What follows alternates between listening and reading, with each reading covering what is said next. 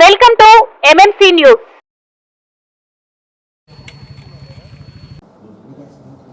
Sir, Venkatagiri municipality రాబోయే municipal ఎన్నికల్లో Venkatagiri municipality వరకు వైఎస్ఆర్ కాంగ్రెస్ పార్టీ స్టాండ్ ఎలా ఉండబోతుంది? ఎలా ఉంటుంది? మేమే గెలుస్తాం కదా. వైఎస్ఆర్ కాంగ్రెస్ పార్టీ గెలుస్తుంది. స్టాండ్ ఏముంది? స్టాండ్ మాది కాదు, ప్రజలది. వైఎస్ఆర్ కాంగ్రెస్ పార్టీ ఉన్న టైంలో ఇంకా ఒకవేళ మాట్లాడాలంటే నేను ఇన్ఛార్జ్గా ఉన్న ఒక సంవత్సరంలో ప్రతి సచివాలయానికి రాష్ట్రం అంతా 20 లక్షలు వస్తామంటే ఇక్కడ 50 లక్షలు వచ్చింది. మన పోలేరమ్మ జాతర ఎన్నో సంవత్సరాలుగా ఇది జరగదు, ఇది మన పండగేను. ఎన్నిసార్లు ప్రభుత్వం తెలుగుదేశం ఉన్నా, ఇదే రామకృష్ణ గారికి ముందర ఎమ్మెల్యేగా 2 సార్లు ఉన్నా, 4 సంవత్సరాలు తెలుగుదేశం వెళ్ళిన రామనారాయణ గారు ఉన్నా, ఇది ఇంతవరకే పరిమితం అని పోలేరమ్మ జాతరని మన వెంకటగిరి వరకే పరిమితం చేసినప్పుడు నేను ఇన్ఛార్జ్గా ఉన్న ఒక సంవత్సరంలోనే దాన్ని రాష్ట్ర పండుగగా చేయడం జరిగింది. జగన్మోహన్ రెడ్డి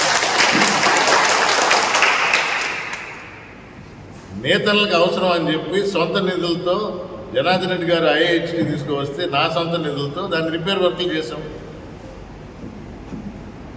సెంట్రల్ లైటింగ్ చేయించాం.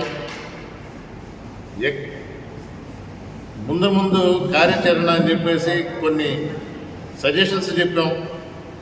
దానిలో తెలుగుదేశం వాళ్ళు కాపీ చేశారు. నాకు తెలిసి ఆర్చిల్ వరకు కట్టడం మొదలుపెట్టారు. కానీ ప్రజలకు అవసరమైన ఏం చేశారు? ఇది ప్రజలు గమనిస్తున్నారు. ఎప్పుడు కూడా నువ్వు చేసినప్పుడు అది గుర్తించరు, నువ్వు లేనప్పుడు నీ విలువ తెలుస్తుంది. ఈ 2.5 సంవత్సరాల్లో తెలుగుదేశం హయాంలో వెంకటగిరి టౌన్లో ఏం జరిగింది మీరు చెప్పండి. ఎలాంటి అభివృద్ధి జరిగింది ఈ 2.5 సంవత్సరం? నాకు ఇసుక కనబడుతుంటుంది.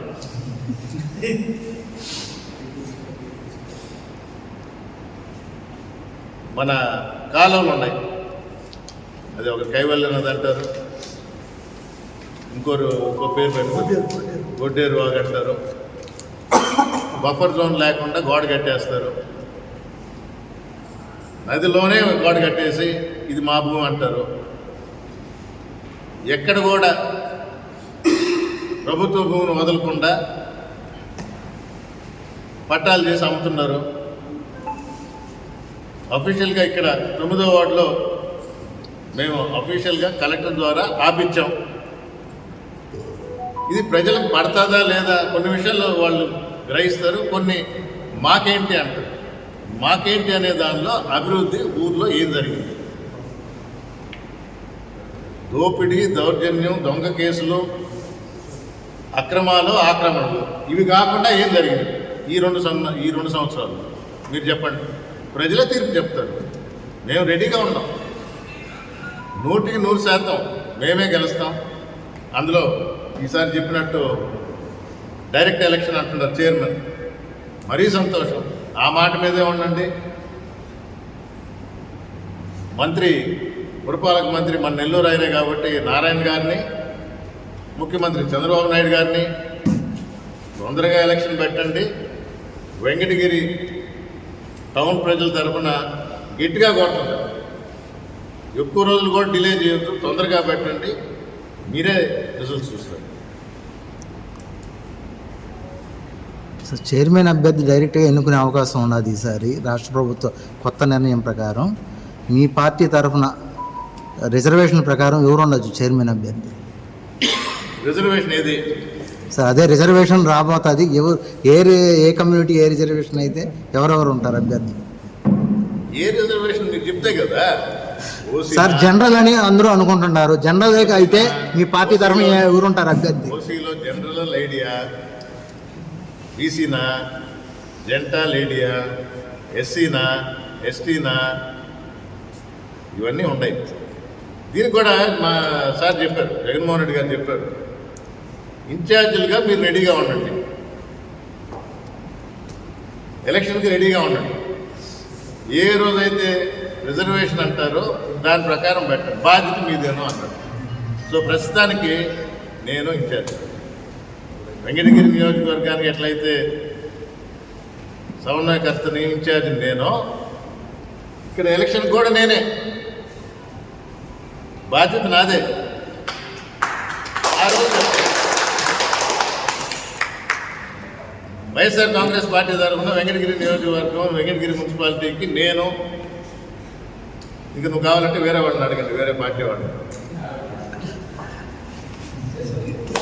సార్ చివరిగా ఒక ప్రశ్న. గత వైసీపీ ప్రభుత్వంలో ఏకగ్రీవాలు చేసుకుంటే పారితోషికాలు ఇస్తామన్న ప్రభుత్వం ఇప్పుడు కూటమి ప్రభుత్వంలో ఏకగ్రీవాలు జరిగితే ఇన్ఛార్జీలుగా ఉన్న వాళ్ళకి అసెంబ్లీ ఎన్నికల్లో టికెట్ ఇవ్వము అని ప్రకటించారు. ఇది ఎంతవరకు న్యాయం? ఎంతవరకు న్యాయం? ఈ ప్రశ్నలోనే జవాబు అంతా ఉంది.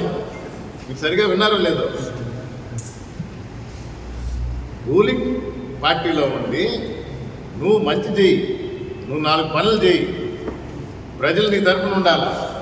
ఎదుటోళ్ళు మనకెందుకు వచ్చిందిరా, పోటీకి దిగి ఎందుకు అనవసరంగా ఓడిపోతాం, అంత మంచి పనులు చేసే ఆయన మీద, వాళ్ళ క్యాండిడేట్ల మీద మనం నిలబడలేము అని చెప్పి వాళ్ళకై వాళ్ళు స్వచ్ఛందంగా తొలగి యునానిమస్ అయితే నువ్వు చేసిన మంచి పనిని గుర్తించి నీకు బహుమానం ఇస్తానని జగన్మోహన్ రెడ్డి గారు చెప్పారు. అదే కదా మీరు చెప్పేది. అది అప్పుడు. ఇప్పుడేంటి, ప్రతిపక్షంలో ఉన్నాం, అధికార పార్టీ చేసే దౌర్జన్యాలకు కానీ వారి బెదిరింపులకు కానీ ఇప్పుడే చెప్పాం కదా, ఏమి తెలియని నేతల మీద దొంగ కేసులు పెట్టడం కానీ ఇలాంటి వాటికి భయపడకుండా, వెరవకుండా, ధైర్యంగా ఇన్ఛార్జ్గా నేను ముందు ఉండాలి. ఇప్పుడు మీరు అడిగిన దానికి అదే, టౌన్కి ఎవరు అంటే నేనే, వీళ్ళందరి ముందర నేను ఉండాలా. రేపు ఎలాంటి రిజర్వేషన్ వచ్చినా నేను బాధ్యుడు, వారి ముందర నేనుంటా, రేపు ఎలక్షన్లో కూడా నేనుంటా. అందుకే అడుగుతున్నా, మీరు అక్కడ కూడా అడగండి ఎవరు అక్కడ బాధ్యత తీసుకుంటారు. సో ఎవరు కూడా భయపడకుండా, ఎలాంటి దొంగ కేసులు పెట్టినా కూడా ధైర్యంగా ఢీకొంటాము, ఎదుర్కొంటాము. దానికి తగినట్టు అందుకనే రాత్రికి రాత్రి పేపర్లు మాయం చేయటం, ఫైల్ కాకుండా చేయటం, మనిషిని ఎత్తుకొని పోవటం, అలాంటి వాటన్నిటికీ అడ్డుకట్టు వేయాల్సి ఉంది నేను ఇన్ఛార్జిగా. సో నా ప్రతిభ, నా పనితనం చూస్తారు మా అధినేత. తప్పే ఉందాలో దానికి అనుగుణంగా మీరు బాధ్యులు అవుతారని చెప్పడం.